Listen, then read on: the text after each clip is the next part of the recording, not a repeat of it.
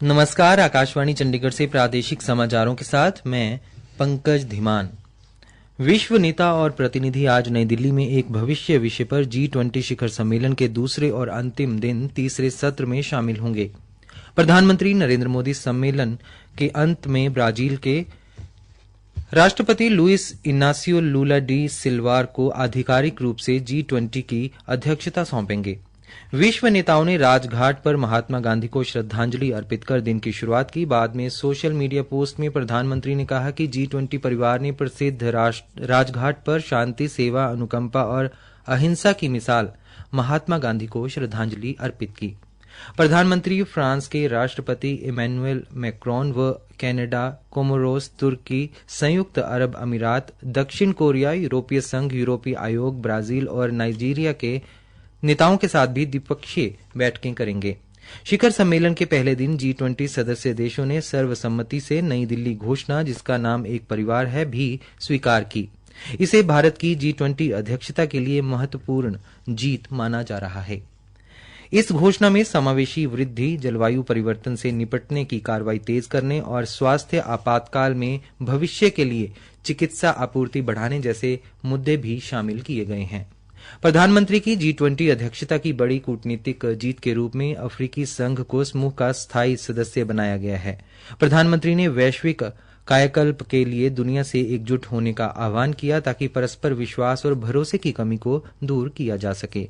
उन्होंने कहा कि भोजन, ईंधन, आतंकवाद, साइबर सुरक्षा, स्वास्थ्य और ऊर्जा से संबंधित चुनौतियों से निपटने के लिए ठोस समाधान तलाशने की आवश्यकता है। प्रधानमंत्री ने कहा कि 21वीं सदी विश्व को नई दिशा दिखाने का महत्वपूर्ण समय है। उन्होंने इस बात पर भी बल दिया कि मानव केंद्रित दृष्टिकोण के साथ विश्व को अपनी जिम्मेदारियां पूरी करने के लिए आगे बढ़ना चाहिए। प्रधानमंत्री ने Singapore, Bangladesh, Italy, America, Brazil, Argentina, Mauritius और संयुक्त अरब अमीरात के नेताओं के साथ वैश्विक जैव ईंधन संगठन की भी शुरुआत की।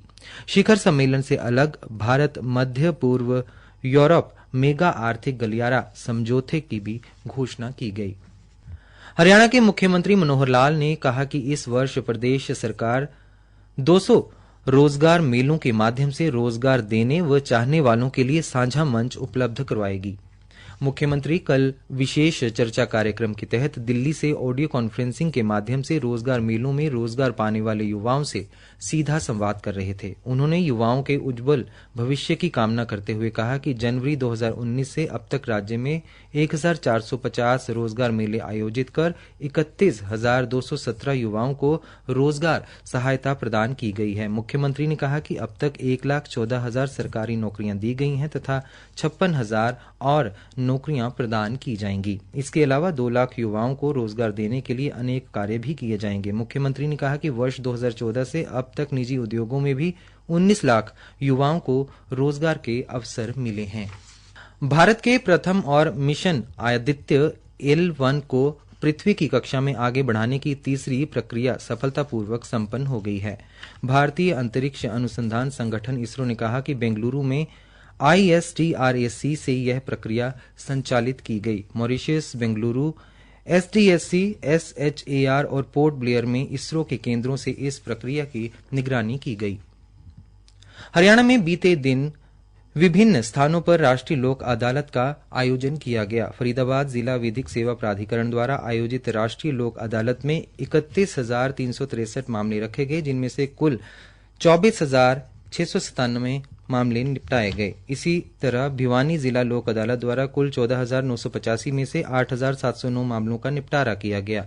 पानीपत में भी जिला विधिक सेवा प्राधिकरण द्वारा आयोजित लोक अदालत में कुल 26,826 मुकदमों का निपटान किया गया, जिनमें लगभग 4 करोड़ 45 लाख की राशि रखी गई थी। पंचकुला जिले में भी राष्ट्रीय लोक अदालत के दौरान प्राधिकरण के सचिव राजेश कुमार यादव ने बताया कि पंचकुला लोक अदालत में निपटाए गए कुल 5,370 मामलों में से 6 करोड़ 25 लाख 21 हजार रुपए का सेटलमेंट हुआ था। प्रादेशिक समाचार समाप्त हुए।